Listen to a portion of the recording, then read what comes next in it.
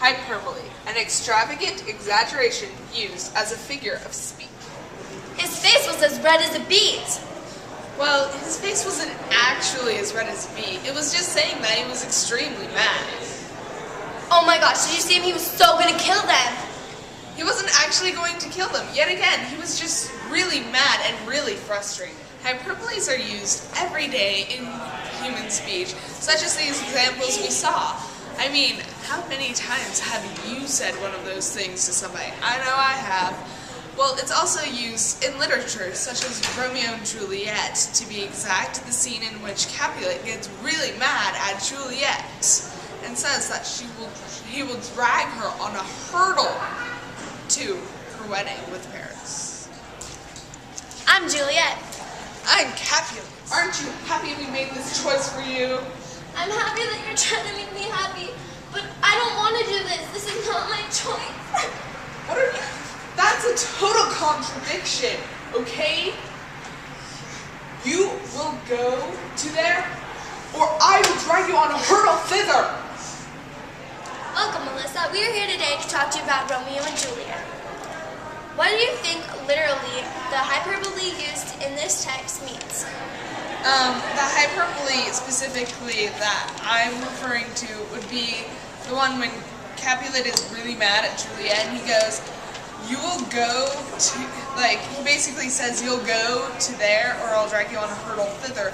Well, a hurdle was what you used to, was what an executioner used to drag the victim to his death. And basically what he's saying when he says this is that he has complete control over her, he owns her, and there's nothing she can do about it, and she has to go. And he's also expressing it because he's extremely mad. That's a very good answer. What do you think the big idea in this text is? The big idea that I think it shows is that slowing down and thinking about things before you act will greatly improve the outcome. It's shown by how Friar Lawrence is always like, okay, everybody, just take it easy, take it slow, just don't act that fast. And then also when Tybalt kills Mercutio and Romeo, without even thinking, just decides, you know what, I'm going to kill Tybalt now. And you see, that got them into a lot of trouble. And also, another thing with Romeo, he sees he's heard that Juliet is supposedly dead, so he has to go buy poison and then kill himself right next to her supposed dead body, but she's really not dead. And he doesn't even stop to think, well, I don't know, maybe Friar Lawrence was trying to do something or just get something done. They just didn't stop to think. And, so it greatly hurt the outcome. If Capulet would have slowed down and thought about what him and Juliet were talking about, what do you think would happen?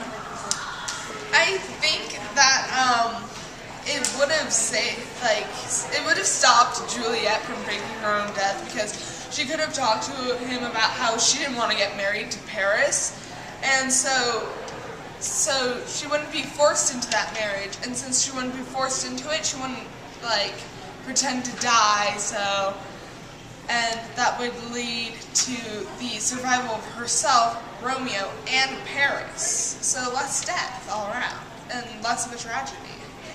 That makes total sense. Well, thank you, Alyssa, for joining the Romeo and Juliet talk show, and we'll see you next week.